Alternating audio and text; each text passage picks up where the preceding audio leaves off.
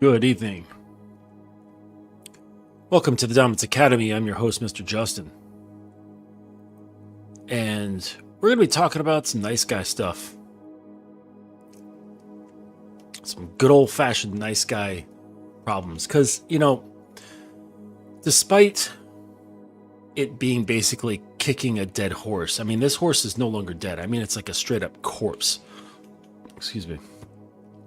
Yet, I get new clients every month, and they all have this shit. Like, despite it being out on the internet and, people talking about this stuff, I guess maybe because it's warped, they don't really think about it clinically. They're just calling it being a simp, and then they just leave it at that. They don't really break things down and really understand and really look at specific behaviors, and not only the specific behaviors, but the motivations behind them. And that's where simpdom or nice guy syndrome comes into play. That's what it's all about. It's all about those motivations. And not only that, but where those motivations come from. So I'm going to read to you a bit of a report that I did about the nice guy syndrome. This is called the pact of the nice guy and the fire that must consume him. They taught him early to be gentle, but not strong. They taught him to please, but not to lead. And thus they forged a man who smiled while withering, who praised while starving, who loved from a hollow, haunted place. This is the nice guy. Not a man, but a transaction walking upright. A man with no center, whose identity is mortgaged into the mood of the feminine. A man whose every act is diplomacy, never declaration. If I give enough, he thinks, I will be chosen. But the sacred cannot be traded for approval.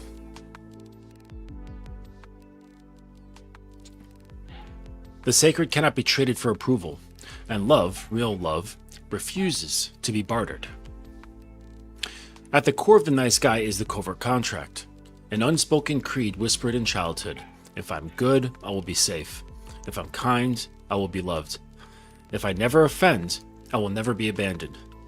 But the world is not merciful to those who make deals in silence. Women do not respond to hidden need with loyalty. They respond with suspicion, with revulsion. For the feminine senses when a man seeks love like a beggar seeks coin, with trembling hands and a smile that is too sweet to be honest. And so she tests him, and he fails, because nice guys cannot hold tension. He was trained to dissolve. To become a man of power, one must be willing to be rejected, not once, but 1,000 times. For it is only in the refusal to betray the self that the masculine core is forged. He who would become fire must first be willing to burn. Women do not need men who perform. They need men who stand. Stand in the silence of her withdrawal. Stand in the heat of her challenge. Stand even when she storms against the structure of his will. Nice guy bends. The man of depth builds tension and holds it. The world does not need more pleasers. The world needs men who can remain still as kingdoms collapse around them. It needs the king, not the tyrant, not the charmer, but the king. The one who does not smile to be liked, the one who does not perform to be loved, the one who knows what he is, and speaks from that knowing. To become this man, the nice guy must die. Die completely, die loudly, die without apology. Let his corpse rot at the altar of the feminine gods he once worshipped. Let his false humility burn in the fires of solitude. Let him awaken not as a prince, but as a sovereign. The nice guy believes he must be chosen to be whole. The king remembers he was whole before she ever looked his way. And so that's a poetic rendition of basically what the nice guy thing is all about. So we're going to look into that and break it down a little bit further. and maybe what you guys can do about it.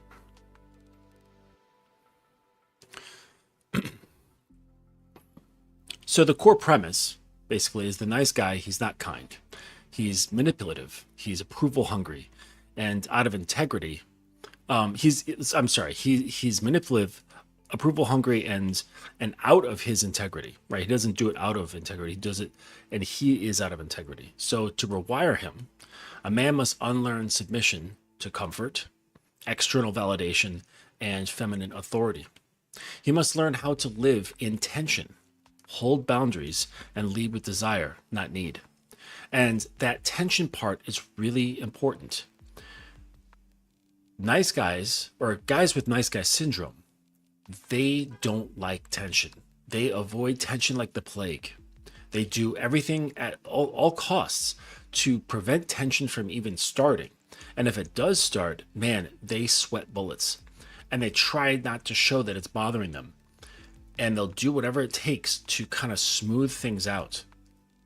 Whether it's ruining their integrity, ruining their will, ruining their pride, ruining anything that's within them just to keep the peace, just to prevent the boat from rocking. Because if it does rock, it means that he is unliked, that he is unloved, that he is being abandoned. And this is the greatest challenge of men with nice guy syndrome.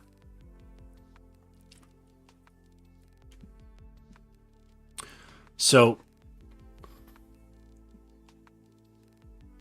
what he must do is learn how to live in that tension, get used to it, stand in it, and almost bask in the tension. That's what you need to do to progress from nice guy, coward, into a strong, grounded man who's not afraid of the tension. And when it comes to women, this is, it sparks a certain something in them, whether they like you or not.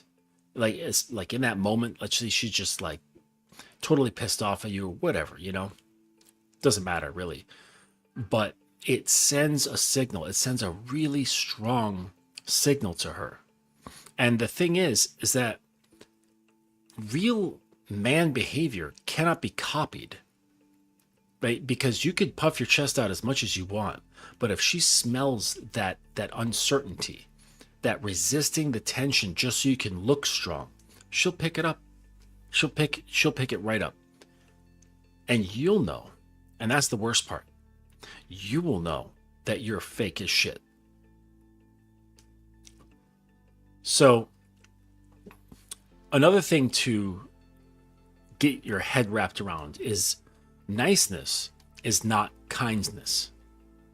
Kindness is based on prerequisites and situational stuff where it's where someone has a need, right? Like there's, someone's, an older person's crossing the street and they've got lots of grocery bags and they're like trying to get to their car across the street. You walk up and you be kind and say, hey, can I lend a hand? That's being kind. Another way kindness can work is if someone has earned it. They've stuck by you. They've done a certain something to earn your respect, and now the things you do for them is out of kindness. Niceness is not a quality. It's a performance. Kindness is a quality. Niceness is a performance. And it's performing in such a way that on the surface, it looks like it's for the other person, but really it's for the person who's delivering said niceness. It's all fake. And the thing about niceness is that it's strategic submission. It masks fear of rejection. And that's the whole point of it. The whole point is to fool the other person into accepting them. So all the things that you see or hear from people with nice guy syndrome is an attempt to manipulate the other person into accepting them. Nice guys try to earn love through compliance, but love earned this way is always resented. And this is why women who are with guys long enough they, after a while, they look at their dude and they're like, look at that motherfucker. Like, and she feels disgust. And the funny thing is that when he senses her disgust, oftentimes he lays it on thicker.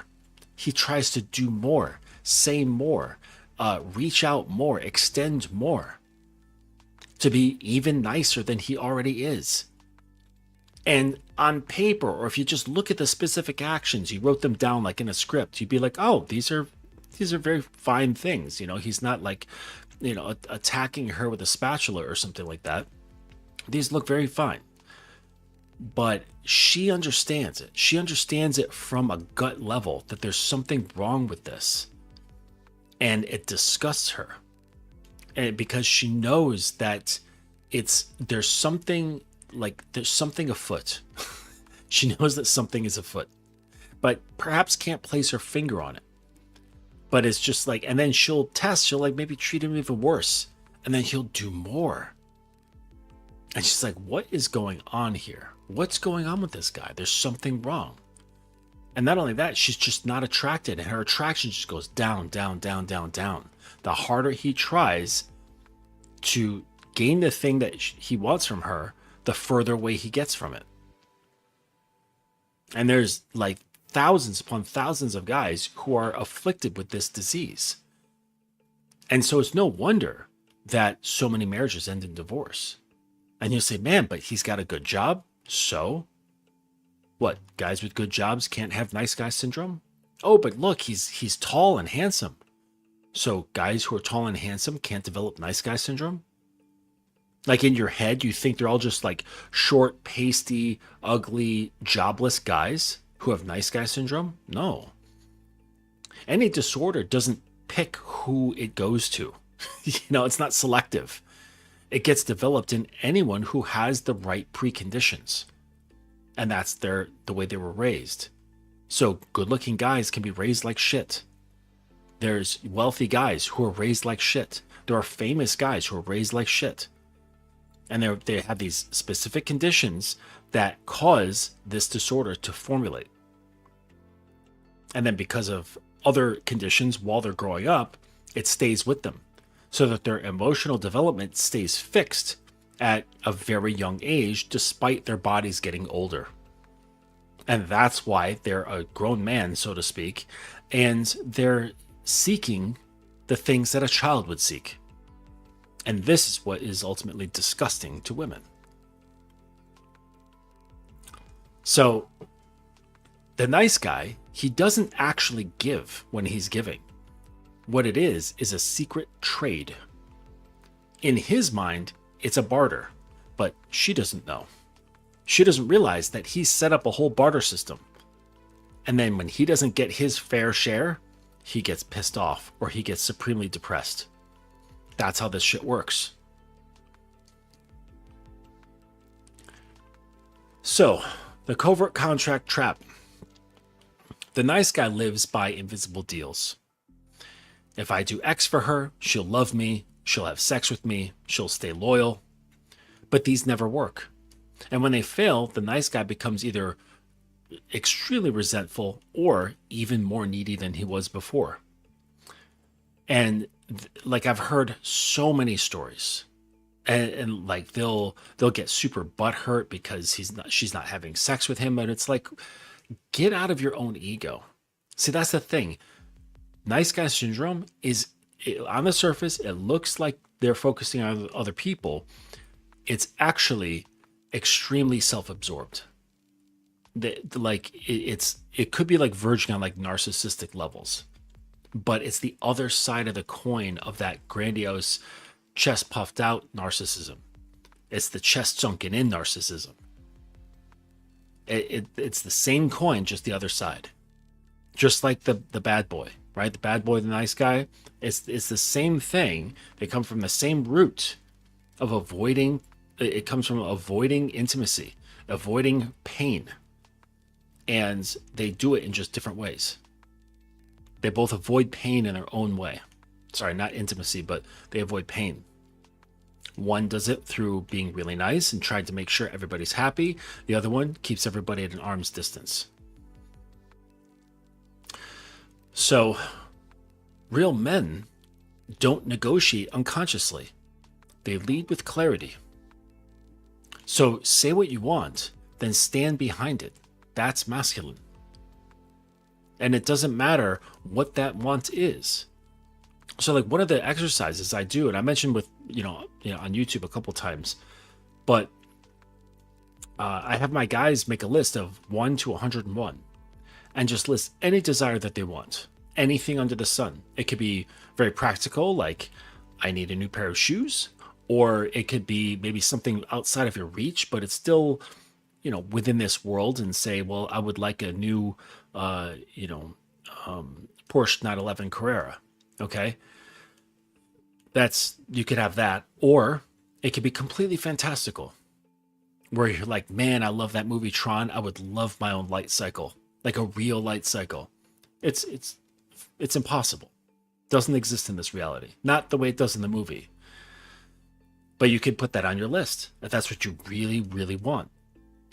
And you'd be surprised how difficult this is for guys, because they're so separated from their desires. They get to a certain number and then their brain halts. They can't get past it. And the funny thing is that if you give this to a kid, say like age 10 or under, and they can write, give them the same task. Now they'll probably get bored before 100, but let's just say they don't. They will likely bang out that 100 item list in 20 minutes, because they're not conditioned yet to have shame around desiring things, or to keep your desires secret, or to push them down with saying, oh, that's not practical, or that doesn't fit into my budget, or geez, I could never work my way to get that. That's way out of my reach. Now, some things actually are, like you can't say have a goal at like the age of 40 and say, I want to be the prime minister of Dubai. Like the chances of that happening are like zero. I mean, unless some kind of weird miracle happens, but might as well just say it's zero, because the chances are so slim. So, but the thing is that if that's what you really desire, you put it on the list. And we learn from a young age, I don't know when it starts, but we start learning about practicality. And it's just not practical to have certain desires beyond what is functional. And like if you do have something that's beyond just functional desires, it's like maybe just like one thing, like one little thing where he's like, oh man, I would love to get a motorcycle. And then you're like, all right, yeah, I'll save up for it. And then you get this bike, and it's like your nice little special cookie, But there should be tons of things in your life that you desire. It's not just for women and children. You have the right to desire anything you want. And while men are very closed off from their desires, this prevents them from actually standing on it and speaking on it. So they might have secret desires, but they're afraid to express them. They're afraid to stand on them, and they're definitely afraid to speak on them because of, well, what might some people say?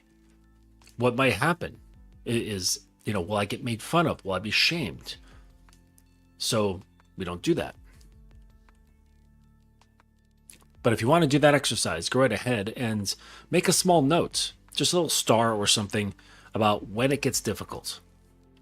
It doesn't mean anything really, but just so you can see. And you're like, damn, am I really that limited? Can I only come up with 20 things? I can't even come up with 50? And it should just tell you and show you like how limited your thinking is. You just can't come up with a list of 101 wants. Right? That's shameful. That part is shameful. Not wanting things isn't, wanting things is not shameful. Not being able to want things is shameful. All right, so the third concept here is emotional castration. So nice guys, they fear emotions. So they fear anger, they fear tension, they fear being seen as mean.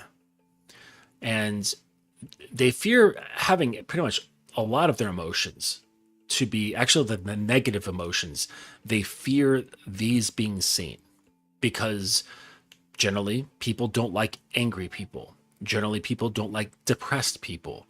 But depressed is a little bit different because it can draw people in, right? It is definitely a way to suck energy out of people. But overall, generally speaking, folks don't like someone who's a Debbie Downer. We'd rather not spend time with them if we had a choice. And, you know, angry, aggressive people, we tend not to like them either. So they avoid these reactions. They avoid these type of emotions, even though they arise quite a bit in them. But the masculine man, he holds the edge. We don't avoid conflict. We master ourselves within it. And the key isn't to explode, right? It's your own power in stillness. And I've talked a lot about stillness before. It's practicing saying no without any guilt. Or can you hold eye contact when someone is testing you? Can you deny approval and still feel whole? So these are really important things to consider, because it's about being unperturbed, not being unsettled by anything that comes your way. And this can show you, how strong is your resolve. Can you hold the line? So practice this. Practice saying no to people when you're asked of something that you can say no to. I'm not telling you to say no to your obligations, but things that are asked of you that you could say no to, say no. And watch what happens if you feel guilt by saying no. And, during where there's maybe some type of conflict, excuse me, some type of conflict, either an argument or just a disagreement or what have you, try to maintain eye contact and see what happens. All right, so the fourth concept, dependency on feminine validation. So the nice guy measures himself through female response. Like basically the woman or the feminine archetype is his measuring stick for his identity and his self-worth. That's what guys do. And it starts really young, right? It starts with mom and the type of mom and how she makes you feel and how she communicates with you. It all starts with that.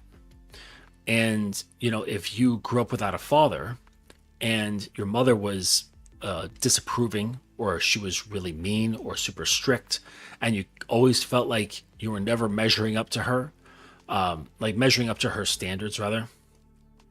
If you always felt like you were just on the edge of being given love, but never actually given love, then you're going to carry that. If you had that experience or something similar, it's highly likely you've got nice guy syndrome. Because that's the basic formula. And don't be surprised if you also have codependency, because a lot of times that happens. The young man or the boy, he will try to prevent these things, like her wrath or her strictness, by being super accommodating. And he tries to help her out and, be the man of the house or whatever. And then he develops a codependent relationship with his own mother. And as he moves on, he moves out, he goes on, he hasn't rectified that codependent mechanism inside him. And since he has all these unresolved issues with mom and just females in general, this carries into his relationships. And so he becomes codependent on these women.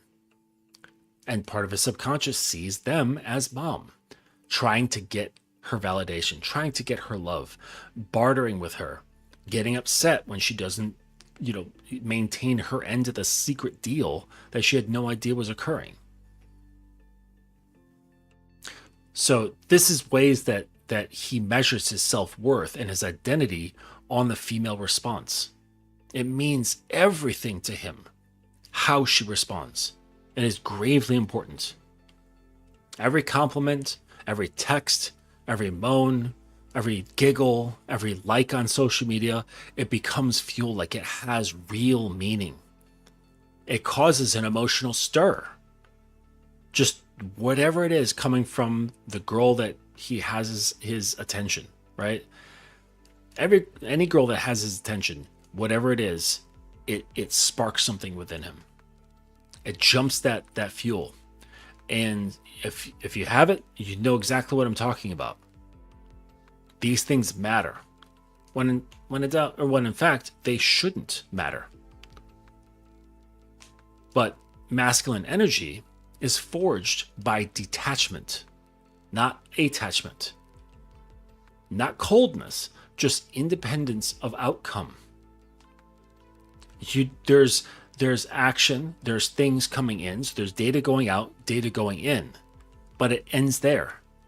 There's no expectation of some kind of outcome which your emotions are hinged upon. Sure, you might have situationally an expectation, right? Like, you're doing a certain thing, like say for your work or a business or something like that. You have an expectation or a hope that a certain thing is going to be the outcome, or avoiding a certain thing from being the outcome. But whatever that is, your emotional state is not hinged upon whatever that outcome is. And if it happens, then it happens. And maybe there might be an emotional shift, but it's not going to be very great. But I've heard guys like, oh, damn, look at this girl who matched with me, right? And they're like elated from a match, just a match. And like, bro, look at this girl like I just talked to on the street. Look at how fire she is, right? Just enamored with her looks, knows nothing about her. All they did was talk for a couple minutes and, share information. And he's like now showing his friends her IG. Look at this baddie. He doesn't know her for shit. But she's now this thing, and now he's elated.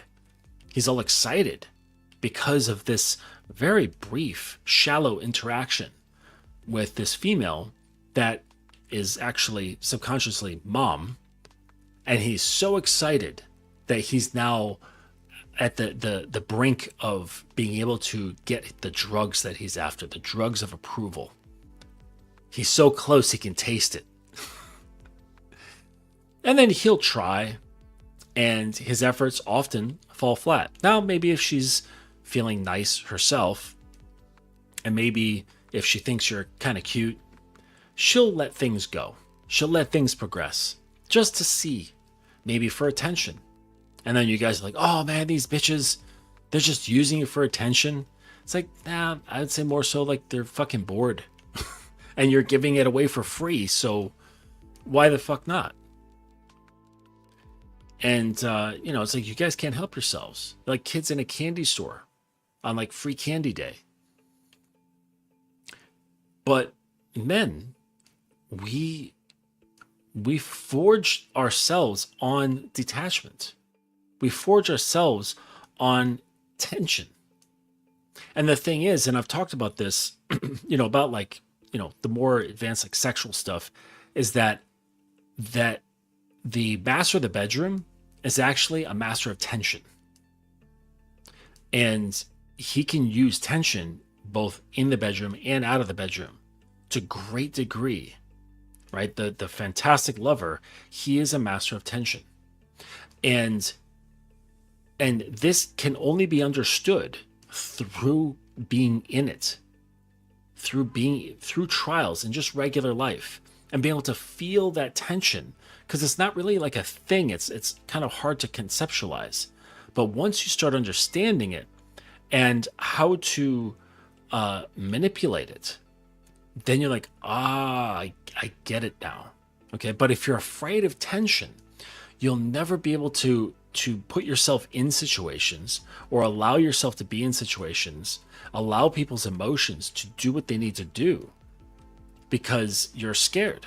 You don't know how to handle it, because your instinct is like, I don't like this. I need to change it quick before somebody throws me in the trash, or just dissolves the situation, or before I cry, or before I run away.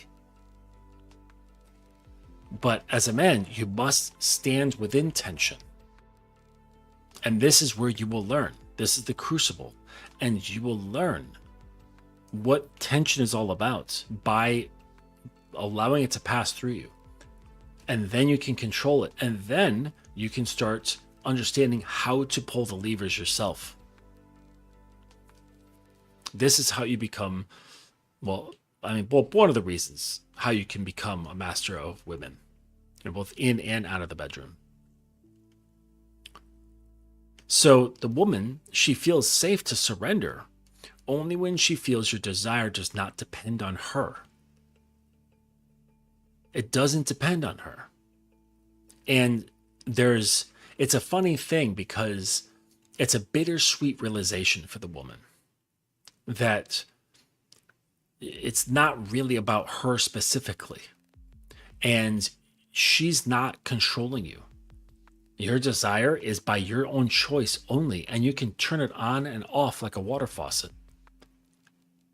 And if you can't do that with regard to a woman, you're not in control. Your emotions are in control. Your lust is in control. Your desire to just be in it, like up to your neck, you're not in control of that. That's in control, that desire. Your willingness to serve, that's in control. You're not in control of any of these situations. And I don't care if you even fuck the girl. Because you've heard me say, like, well, if this is the case, then you're operating on her chessboard, or for those frame guys, you're operating within her frame. Her frame, the woman's frame, is centered around her sexuality. It's basically centered around pussy. So, because they learn that's like, oh, well, this is what guys want. Generally speaking, by and large, this is what men want. So that basically puts me in control. Before the guy even meets me, like he has this desire. And then he'll try to make it seem like it's about me. The nice guy. Oh, you're super special and you, right? And that starts the whole fucking fabrication. But the thing with the man who has control over these things, he's control of lust. He's in control of his desires. He's in control of his emotions. He's in control of tension. He's in control whether he's there or he's not. And he's unaffected by her magical box. It doesn't matter. At that point, it basically strips the woman of all of her power. And this is the bittersweet part, because that's obviously bitter.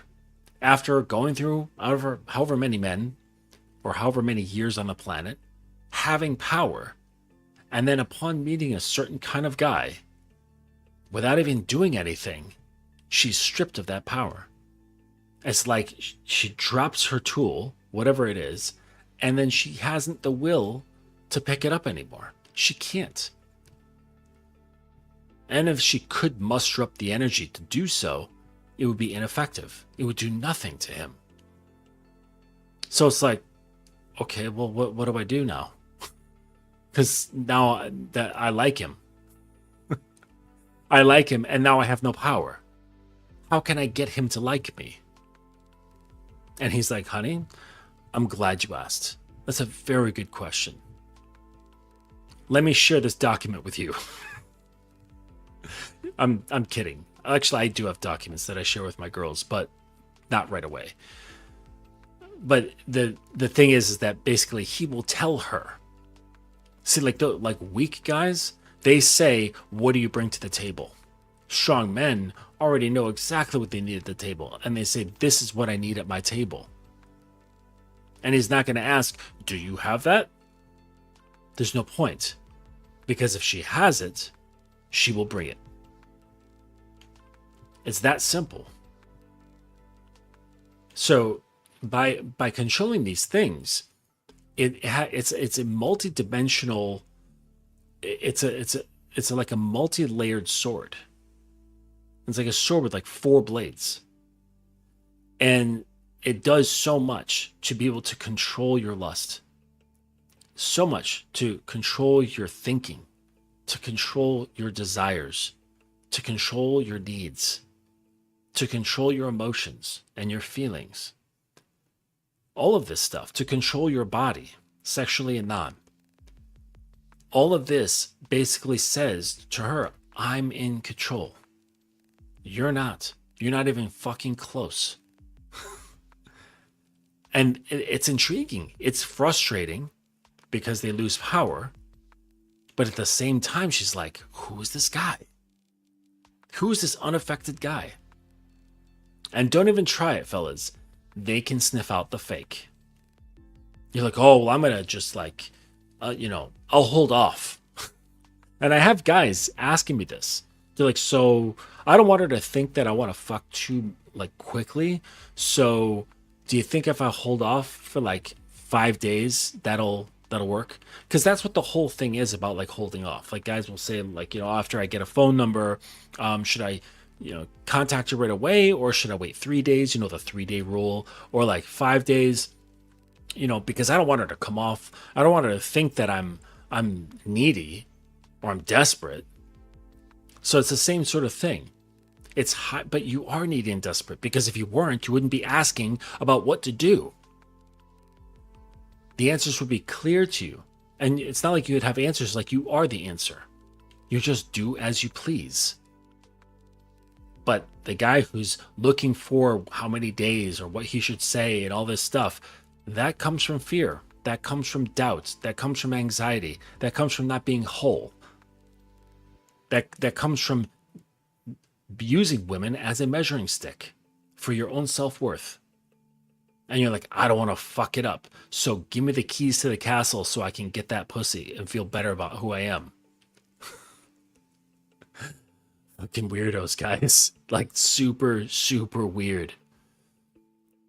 And it's hard work actually dealing with this stuff. It really is. It's very hard work. So instead of doing that, guys today, they've become frozen. They're like, I'm not going to do anything. I'm not going to talk to them. I'm not going to approach them. I'm not going to give compliments. I'm not going to do any of this stuff. While at the same time, they're watching stupid podcasts like the Whatever podcast and Fresh and Fit and stuff like that. So they can, because they still have their resentment, right? Because the nice guy syndrome is full of resentment. So they get their kicks out of watching women get put in their place by men who aren't their man. So it's setting up a terrible precedent. Terrible. Absolutely awful. And you look up to these fools because it's entertaining. No. They should have their own woman on there giving clear examples of what it's like for a woman to actually treat a man well. Not sit around and, bash bimbos or get into arguments with feminists. Like, sure, that gets the numbers up, but it basically says, I don't give a fuck about men. I don't give a flying rat's ass about your well-being or your development. All I want is your money and the AdSense. That's it. You're being used. Your ignorance and your pain is being used against you. And there's no learning. There's no development. I mean, sure, you might come across information that you didn't know before, but it's not actually developing you. You're just like, ooh, now I know a little bit about, a fragment of female behavior. But no, they're not teaching anything worthwhile. They're just perpetuating the darkness. It's bad. All right. So the fifth concept, right, which is the circling it around to where you should be, is reclaiming the king archetype. So if you guys want to learn something pretty cool, there's this old book. It's called The King, Warrior, Lover, Magician. And it's not like the greatest read in the world, but there is great information in it. And there's this website called The Art of Manliness. And they did a whole write-up and breaking down that book and with diagrams and stuff. And it's really, really well written, much better than the actual book. So do yourself a favor and just Google The Art of Manliness, King, Warrior, Lover, Magician, and read through all the articles. There's a lot of areas, okay? And they talk about the king archetype, which is what I mentioned. You know, there's also the lover archetype, the magician, and the warrior. And we all have these 4 archetypes within us. You know, it's very like Jungian based, but it's super cool stuff. And so I encourage you to go to that website, read the article, and there's many pages to it, a lot of like links within itself to bring you to other parts of the article. It's good stuff. So yeah, do that. Find that link and then save it for when you can read it. Okay, so reclaiming the king archetype. To rewrite the nice guy, a man must step into his inner king. And in doing so, you need to establish clear boundaries, deep purpose, sexual ownership, and non-reactivity. He doesn't please, he provides direction. He doesn't chase, he draws others into orbit. Now, this does not mean not talking to women. If you see a woman and you're like, "Ooh, she's cute, I'm going to go talk to her." Or you see how she's moving and you're like, "All right, there's like, I'm getting like a quick snapshot of something about her character. I like that. I'm going to go say hi." Like, do so, okay? But that's not chasing a woman. Chasing, shout out to Lucario, chasing is when she says no and you're still at it. She's giving you a clear indication that she's not interested, right? Because remember, if it's not fuck yes, it might as well be a no. So if she's not giving you fuck yes and you keep going, you're chasing. And then that begs the question, why are you chasing? What are you getting out of this? What's the whole fucking point? Do you really like pussy that much? I mean, seriously, it's just a little wet hole. You put your penis inside somebody else's body and move it around for a little while. Like, it's not that great a thing. It's just a thing. Just like there, a sandwich, a car, a bed, your shoes. It's just another thing. But not to you guys. Not to you guys. You guys, it's something special. It has become something otherworldly. It's like it's here, but it's floating a couple feet off the ground. Like, it's not really grounded in reality. So you got to ask, well, why is that? Why have you like turned pussy into a myth? It's this mythical creature that has magical powers. It's like, why did you do that? What's going on? Like, that's very strange. It's very, very strange. But you guys do it. You do it time after time. And, you'd be surprised. Like, because I've got guys who I know this one guy, he's a doctor. He's tall. He's good looking. He's fucking shredded, like, all year round. And he's not on drugs. He's just super, super diligent about his working out and his diet. And, it also helps that he's a doctor because he knows, like, all the little special things that your average gym rat doesn't know. And he gets pulled in by pussy and by good looks so easily. He just gets wrapped up into their bullshit. Like as if he's just like a leaf on the wind. And I don't understand how you can go through life like this. Like, you dominate in so many areas of life. But a woman comes in and you turn into a fucking retard with your cock out. Like, what's wrong with you? Like, close your mouth, wipe your chin, and put your dick back in your pants. What is wrong with you? I don't understand.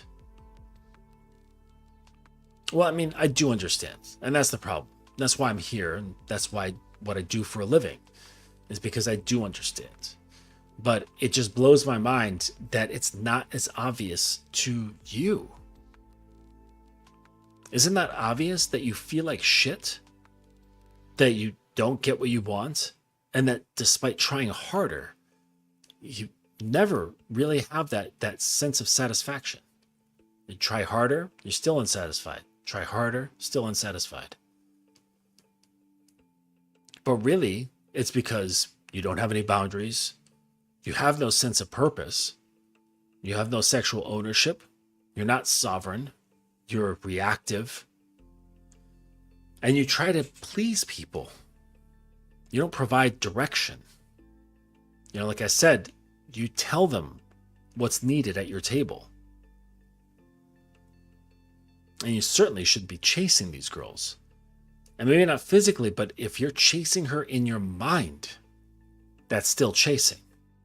Where you're like pining away and like, oh man, what should I say? Man, I really want to talk to that girl at work. How do I approach this? You're like talking to your friends, you're watching YouTube videos on the subject. Right? Oh man, that girl, you know, she's the hostess at this restaurant I go to sometimes. Like, how should I talk to her? Like, that's chasing. You're chasing in the mind. You're chasing before your body even does anything. So you got to think, like, how is it that a woman has become so powerful of an entity in your life? Like, guys will worship women to a greater degree that they worship their own God. And, oh, that's preposterous. Really? Do you think about your God as much as you think about women? Probably not. Except maybe once a week when you put on your nice clothes and you go to church. And then the minute you're done, maybe a couple hours later, you're back to worshiping women again.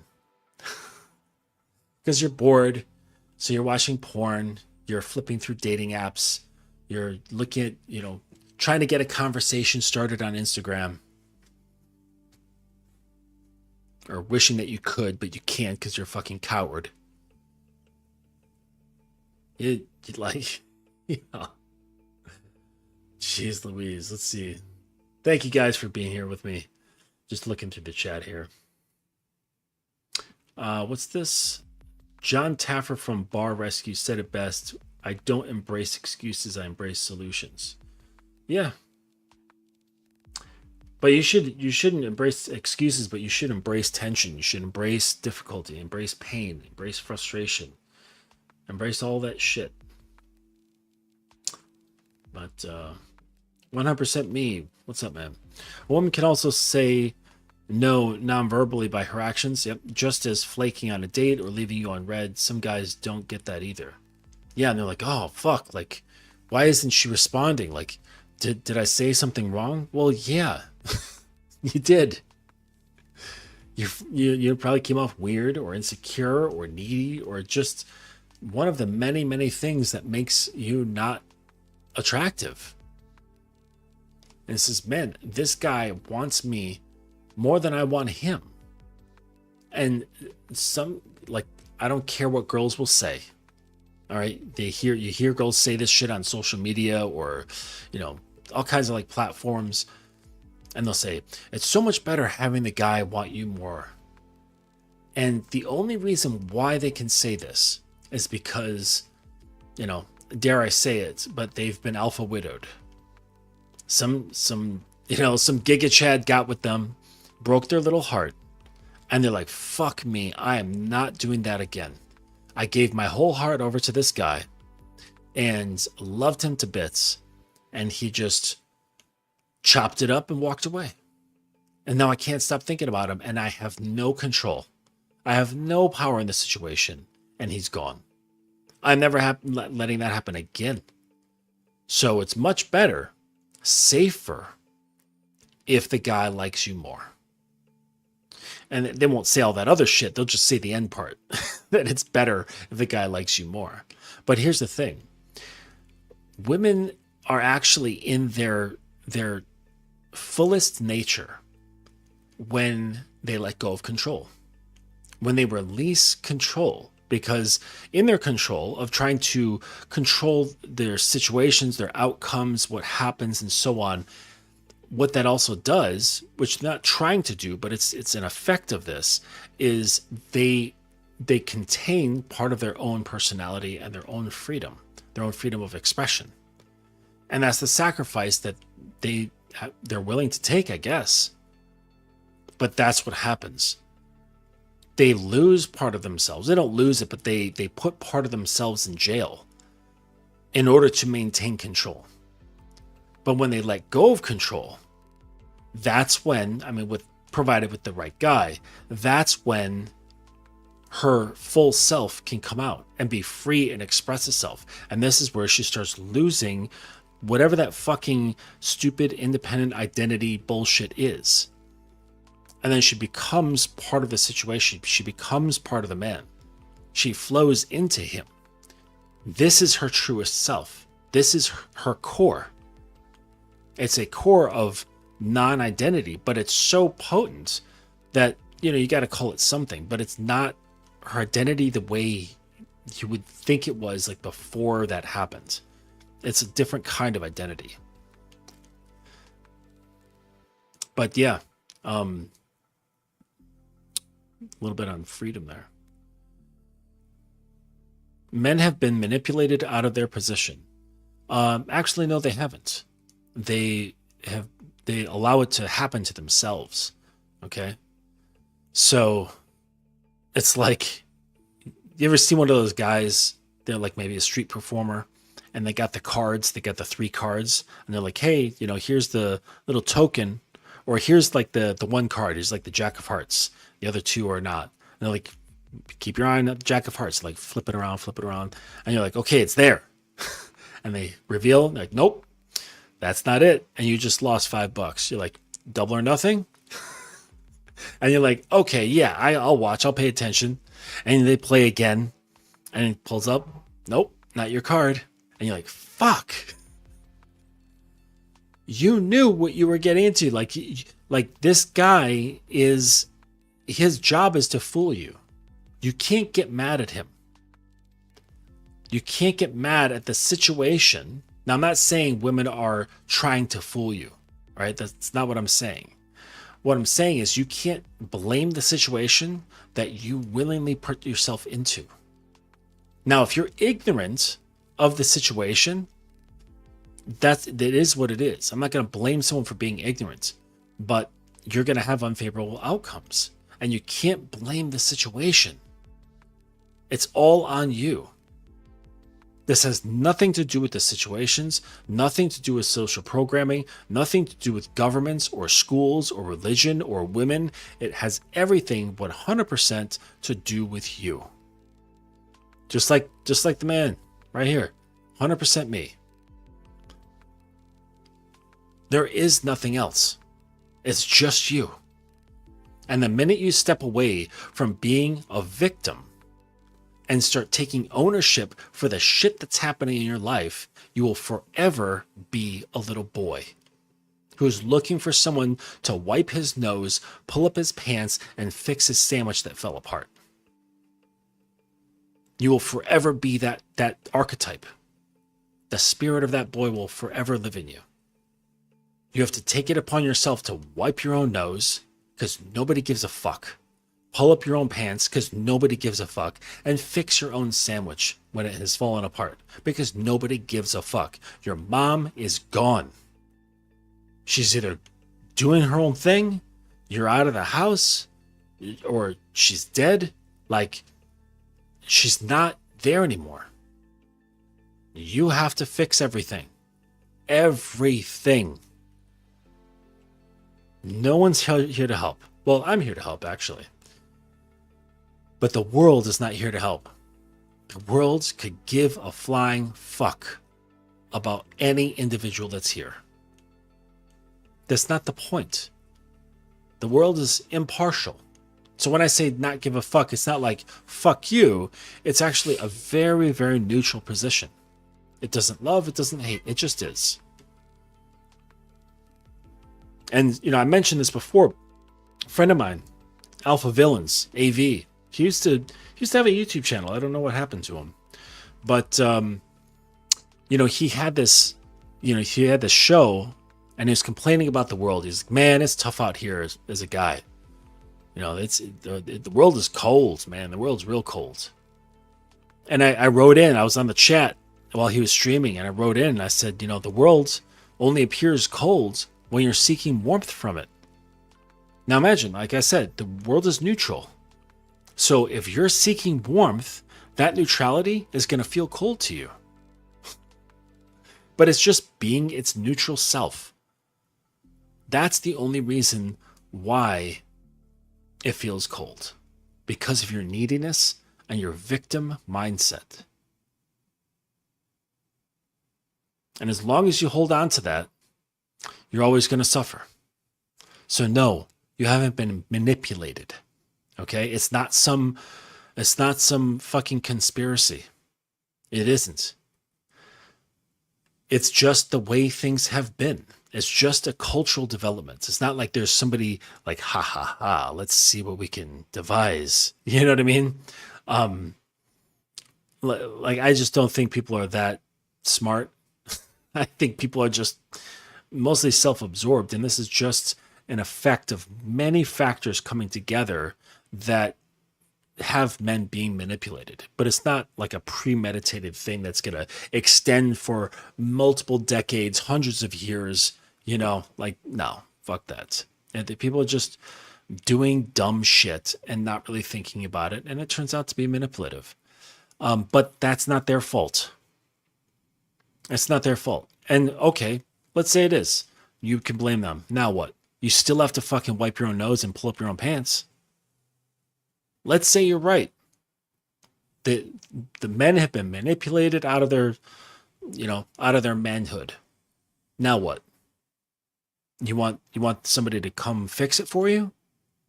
You want somebody to come make it right? What? It's not going to happen. Because nobody gives a fuck. Well, I want someone to give a fuck. Well, go in the corner and fucking cry it out then. Because no one's going to watch either. No one's going to listen. No one gives a flying rat's ass. And the fact that a guy wants them to give a rat's ass, that wants them to care, why? Why do you want someone else to care? Someone to do the thing that you should be doing for yourself. That's far more important, far more potent than having somebody else do it for you. Oh, it's going to be okay. Hey, man, you're going to be all right. No, it's far more potent to say this to yourself. Hey, it's going to be okay. I'm going to be all right. I'm going to stand up. I'm going to fucking brush myself off. Say, I don't fucking sit in the dirt and cry. That's not what I am. That's not what I stand for. That's not what I'm about. That doesn't define me. But no, you guys want victimhood to define you. That right there, nice guy syndrome, wanting mom to swoop in and fix your sandwich for you. Okay, I agree with the point that it is up to you to fix it, but I disagree on it not being a social agenda and shift. Well, regardless of, okay, let's say you're right. It doesn't fucking matter on the outcome. It doesn't matter. You still have to do what you need to do.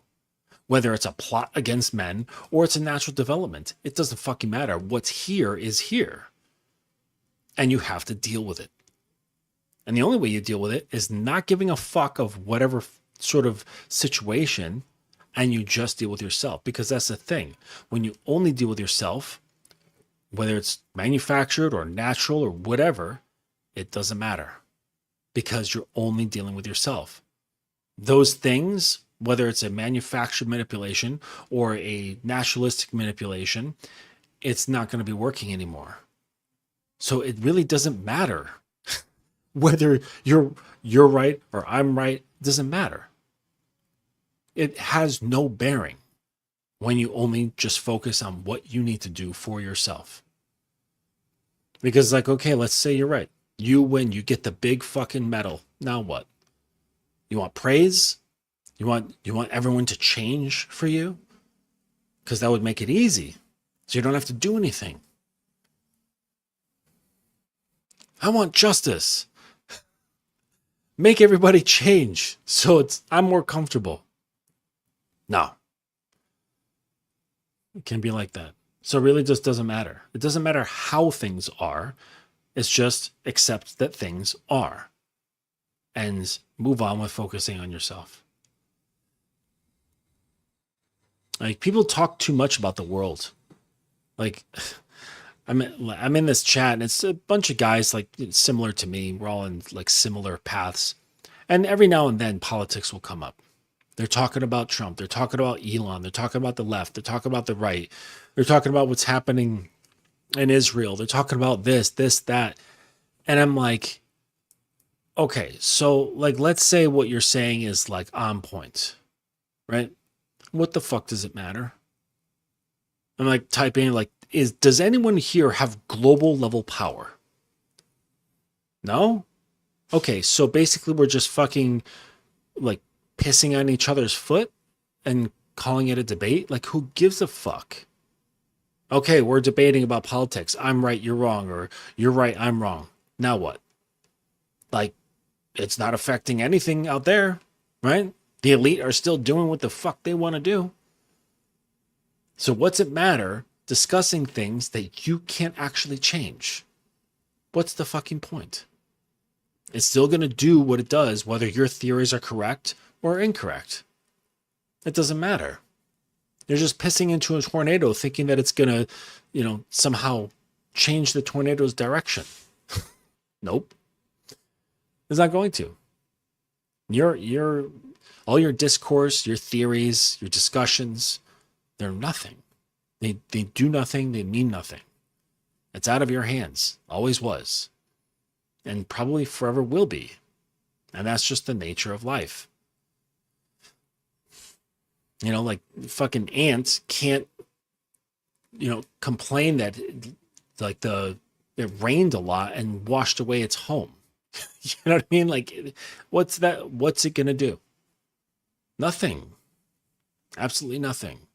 So unless you have real power, like you fucking know people, right? You can pick up a phone and get to like high levels of like social power, political, then, sure, maybe you could have an opinion that actually can do something, but it's dumb. So in the same respect, it's like, who gives a fuck about how systems are manipulating guys?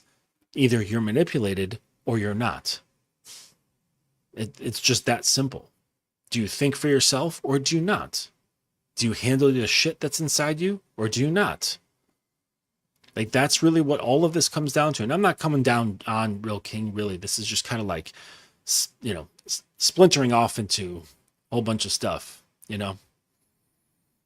Guns. What's up, man? Oh, wait, this was up. When you mold and shape your own universe, any social shift or societal agendas don't pertain to you. Yeah, they really don't. Because it's all internal. It's all internal. And it kind of goes back into like the whole nice guy thing. It's like, how you deal with women is almost like a microcosm. So it's like, oh, she's got this opinion. She says this. She got upset about that. Like, are you immovable or are you swayed by her opinion? Are you swayed by her emotions? Are you swayed by, like basically like, is your state dependent on her emotional state? Is her emotions the measuring stick by which you can step forward or step back, step sideways, left or right? It's the same idea. Things can change. Does that change you? It should. Yeah.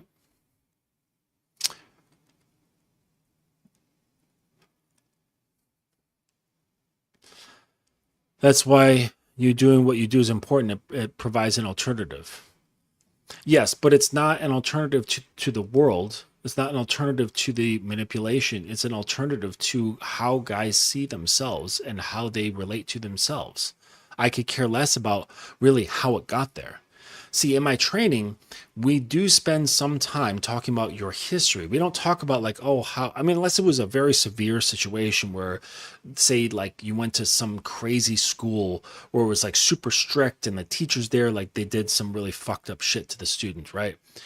But other than that, we're not going to talk about things that are outside.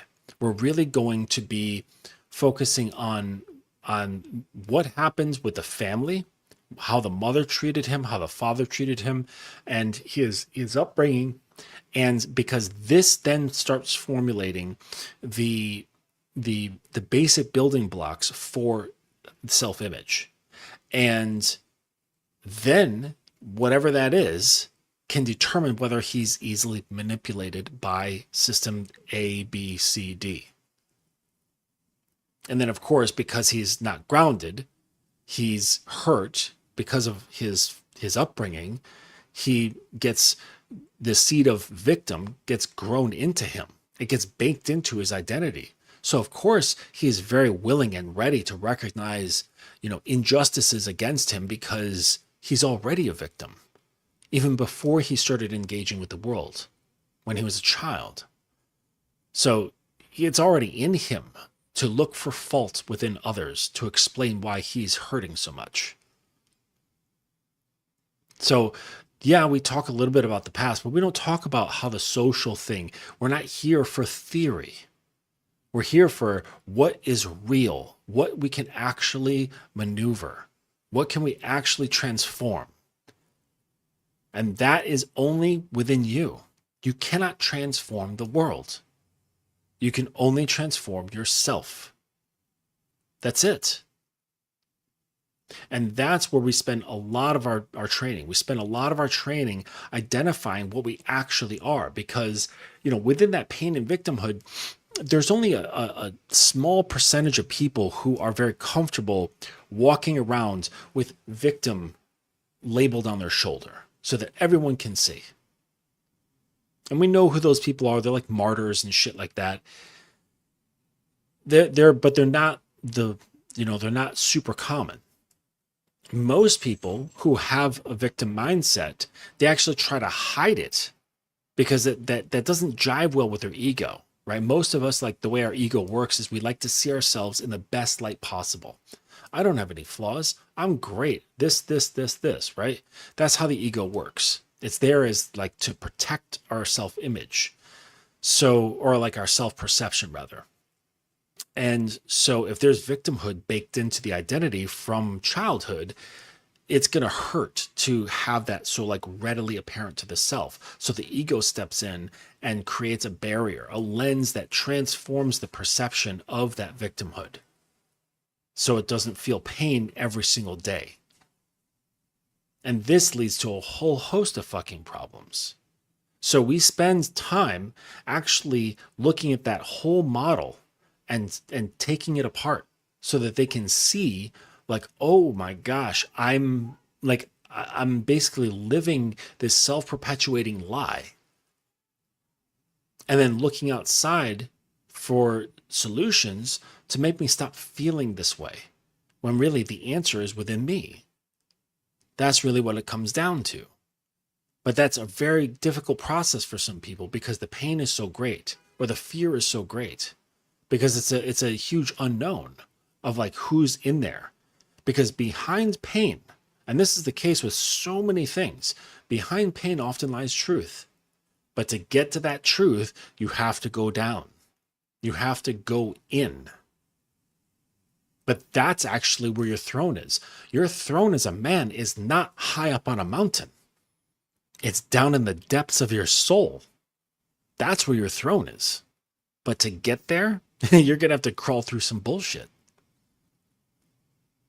Both whether it's been manufactured by, some sort of social programming that's been, premeditated, or your upbringing, or just experiences you've had throughout your childhood that were not that great.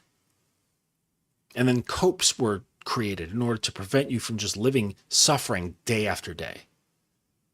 Weird perceptions, weird beliefs, attaching to this concept, that concept, trying to grasp at some sort of strong identity to make you feel whole.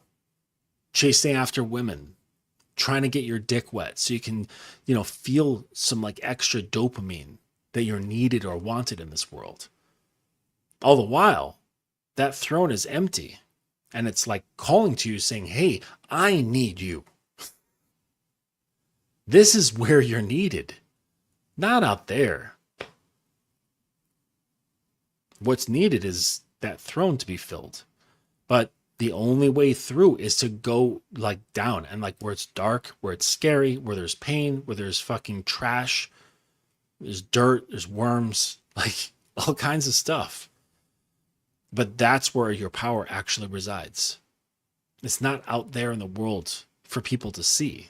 It's subtle. Sovereignty doesn't really have a look. It has a state. And this is the thing that can be felt in people around you. They can feel your supreme comfort. And they can also feel when you're not comfortable at all, or when you're trying to fake it. Yeah, I'm cool, right? It's like, no, it can like when you try to be like that, it can be heard from miles around. It's so easy. And you think you guys are slick, trying to show that you're cool when you're actually scared out of your fucking pants. When you're not comfortable being just yourself. Being within your own skin. You know, you hear girls saying that like, oh yeah, I get the sense that he was just really comfortable in his own skin. That's it. Because they can feel that. They can feel this thing, whatever it is from a distance, that either you're comfortable in your own skin or you're not. Either you're coping or you're not. And those copes, you think they're slick, but they're so obviously plastic. You don't think so, because your ego likes to trick you into thinking like everything's fine, everything's perfect, and you're fooling everyone. No. A lot of people, if they're looking, and women, they can't help but look at. That's part of their survival instinct, is to see the unseen. That it's obvious. You know, when you develop your sensitivity as a guy, and I don't mean like emotional sensitivity, I mean just like awareness sensitivity, you can pick up on it as well. And you're like, my God, like that dude is being fake as fuck. Yep.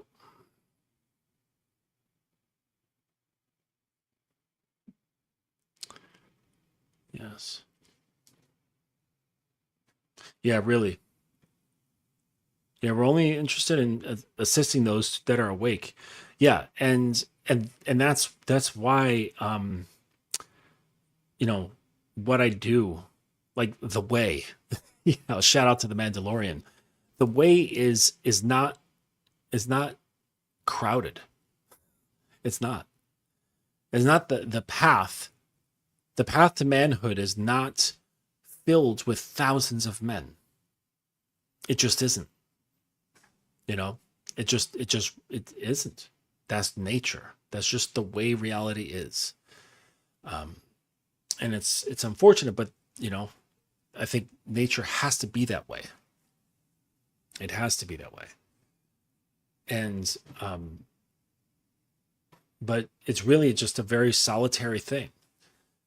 There's you're when you come along like stepping onto the way, you you really kind of like settle into being alone. And being alone is not a bad thing. You don't actually get lonely because when you're on the path long enough, you realize you're in the best company possible. And because if you get rid of self-hatred, self-rejection, then why wouldn't you be your best company? Like, I fucking love being alone. It annoys me when I'm pulled away. Like, you know, it's the only time that I really enjoy being pulled away is like either with my kids or with my clients. But if there's anything else, it's like pulling me away. And people are like, "Oh, like Justin, come to this thing, come into the city." Because I live in Brooklyn, I can't stand Manhattan, and they're like, "Yeah, come to this thing, come to that." Like, I'm just like, "Oh no, just forget about me, forget about my existence." Like, I want to be alone. I want to be with my my my art stuff that I'm working on. I want to be with my bike. I want to be with my hobbies. That I don't care, you know? It's the most peaceful thing in the world being by myself. I could do it for days on end. When COVID hit, I was like, people were like, "Oh my gosh, I'm like trapped and blah blah blah." I'm like, dude, this is like a regular Tuesday to me. And I felt perfectly fine. I reveled in it because you know what? It was even better because the whole world was even more quiet. There was less cars driving around. I got out on my bike, fucking ripped on the Long Island Expressway, doing about $1.50, and they had just repaved it. There was no cars. It was like a big fucking beautiful racetrack, but just didn't go in a circle, which was really nice. Times Square, there was nobody there except like for like a few Asian tourists, which is really funny, like clicking away with their cameras. But yeah, I've got pictures of Times Square with not a soul around. Not even the cops were there. It was crazy. So the only people you saw during that time were motorcyclists, basically, because we're like, hey, fuck, we spend time by ourselves anyways. So I say all this to say that you must be very comfortable. You must become very comfortable with your own company. If you have issue with your own company, that is your biggest issue. Not with what women are saying, not with the state of marriage, not with like what these hoes are thinking on social media. None of that. The fact that you can't be alone with yourself without distractions and you have a poor self-image, you criticize, judge, and take apart. You don't approve. That is your biggest issue. That is your only purpose. And when they say purpose, purpose is moving from male to man. That is the only purpose that's worthwhile. Because you could be the greatest philanthropist in the world, but if you haven't made that transition from male to man, like how special could that possibly be? Sure, you've helped out a lot of people, great, but you've left yourself behind. So that's what I'm saying about, like, when I mentioned purpose before. Clear boundaries, deep purpose, sexual ownership, non-reactivity.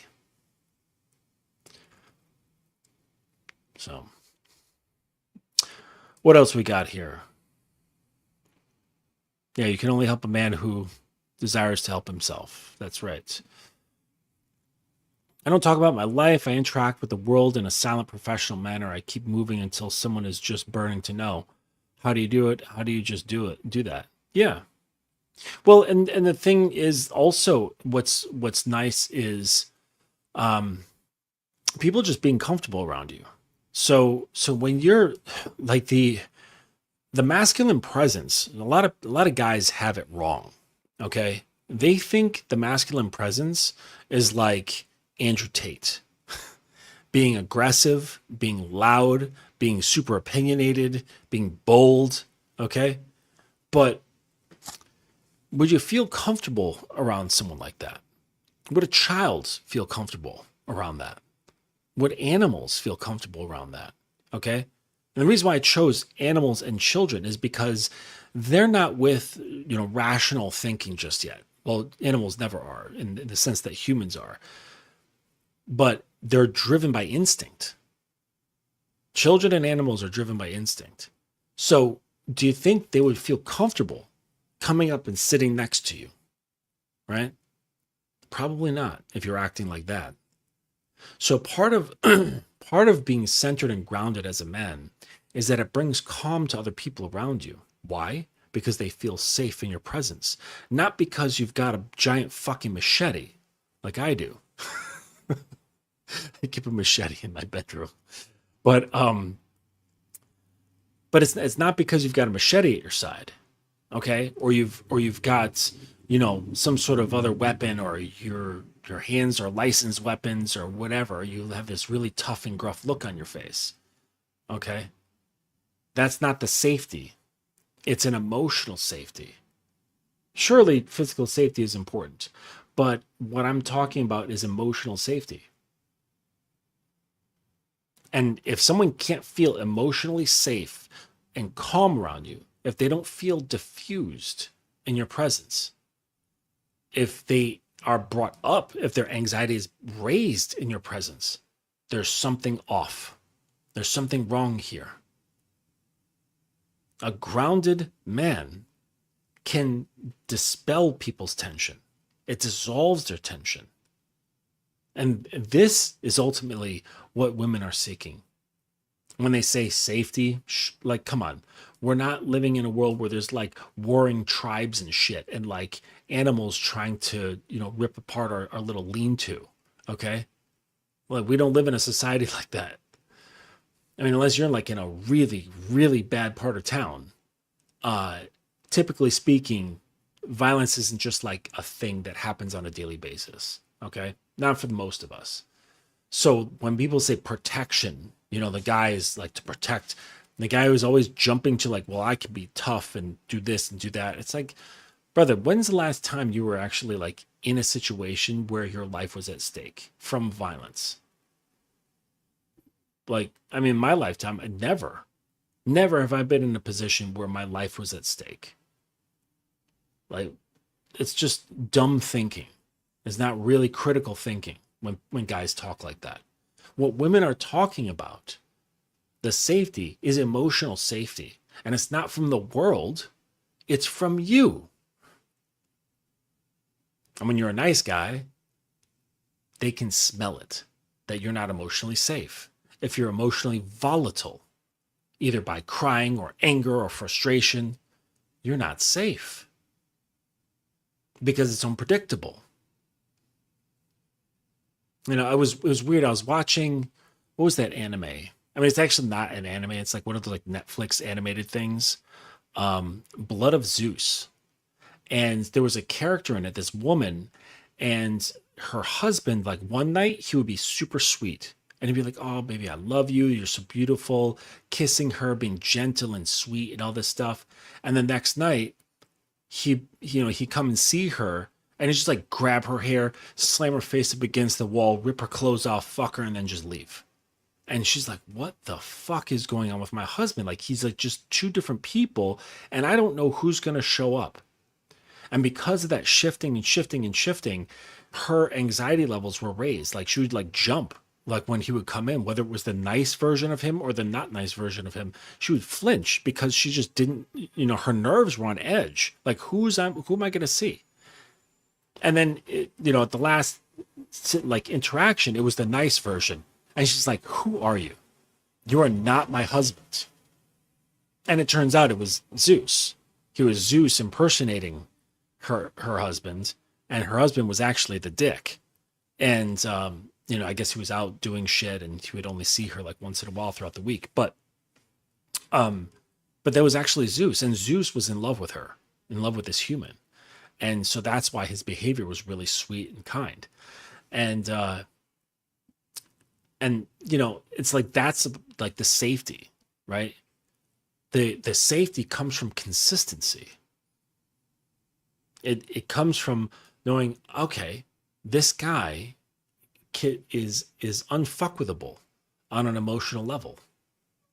Nothing bothers him. Nothing phases him. He doesn't even bat an eye at whatever situation's going on. And it's like, it gives me the sense that he's got it. And when I get that feeling, I calm down. I feel calm next to him. And then I can lean on him. And then my little girl inside can start to blossom and come out. And I can feel like a sweet little girl and lean on him and hug him and, just allow myself to feel small next to his grounded, large presence, whether he's a giant physically or not. Having that groundedness increases your size to the woman. And you guys who are like just obsessed with looks maxing and shit, what's the word that I learned this evening? What the fuck is that word? It's some stupid slang term about I don't know. But mogging. If you're worried about mogging each other, with your appearance, your height, your build, you know? It's like that doesn't do anything. Like that's all for guy shit, you know? It's like just man to man. It's very gay, as it were, to be mogging one another. Um, but yeah, don't go operating in those terms. You know, if anything, you just mog yourself. But yeah, guns. It's about having silent influence. Um, you know, you don't talk about yourself. Don't talk about what you are. Just be what you are. And like if you have to explain yourself, like you've done it wrong. You're not it.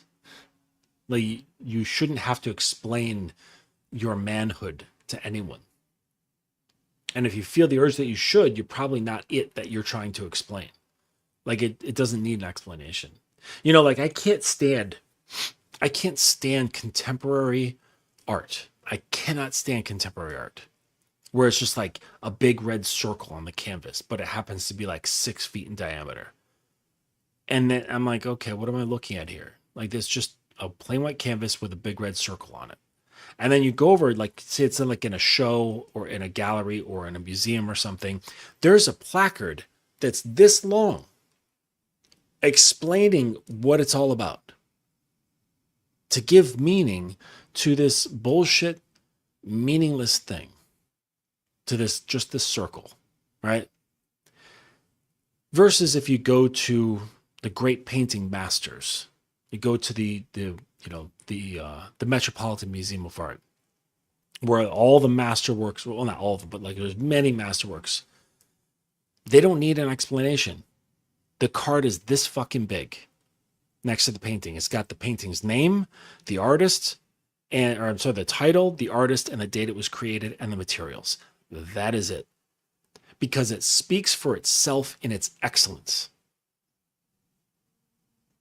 That's what you want to do. You want your excellence as a man, as far as like your identity goes, to speak for itself. You don't want to have a placard next to you that's fucking a foot long explaining yourself to people because it's not apparent. Just like that big fucking red circle is not apparent that it's good art. So they have to explain why it's good. If you need an explanation, you're not it. Caravaggio paintings do not need an explanation. They're fucking amazing. And it's apparent that they're amazing. Like they're so good. It's a creepy thing.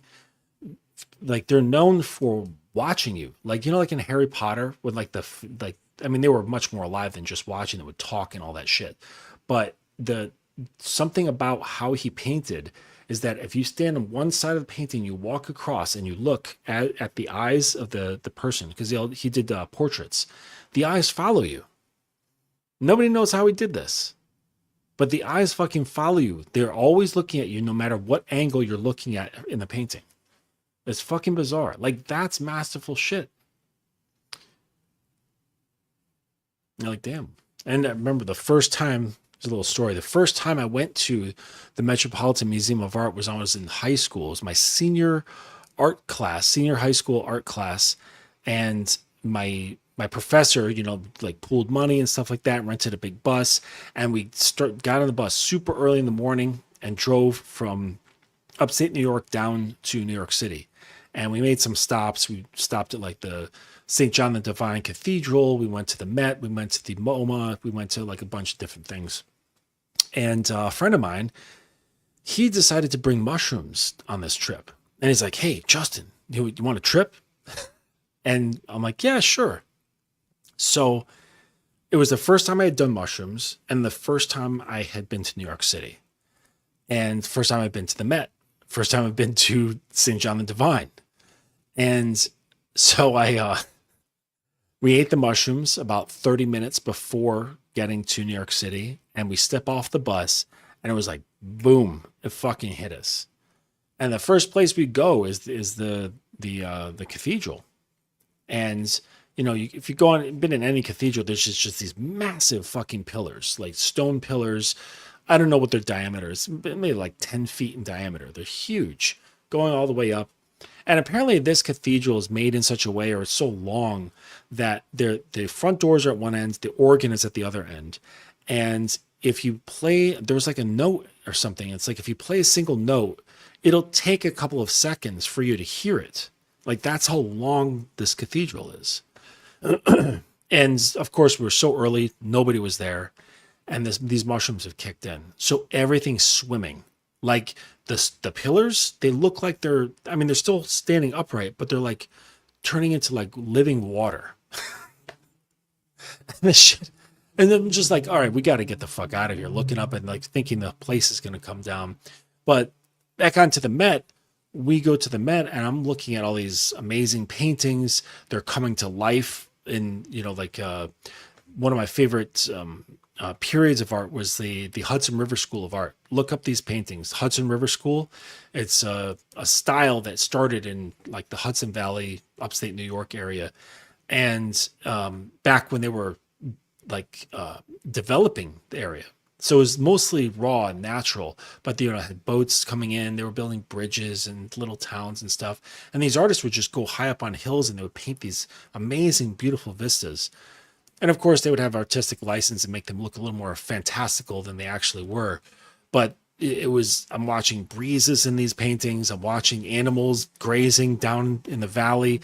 And it was amazing. And then I get to the paintings where they had the Caravaggios, and they're in the sublevels, and they're not lit as well as they should be, but there's just tons of them, tons and tons of these paintings everywhere. And of course, they're all looking at me and my friends in this like weird way, and their faces are looking alive and all this shit. And needless to say, we got freaked out. We just had to leave the museum and like go outside and sit on the stairs. But that was my first experience of like tripping on mushrooms, and my first experience of being in the Metropolitan Museum was being high off my ass.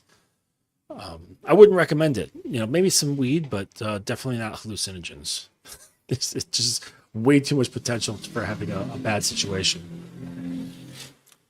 Great. All right, so I'm going to pull this one to a close. I appreciate everyone who's come through on the stream, and I appreciate those of you who are watching on this replay. If you'd like to get in touch with me, go into any of the details that are in the description of this or any of my videos and set up a call to chat with me. They're 100% free for the first call. Otherwise, go to my website, thedominanceacademy.com, look through everything that I've got going on there, and get in touch with me if you have any questions. All right, until next time, we will talk to you soon. Have a good night.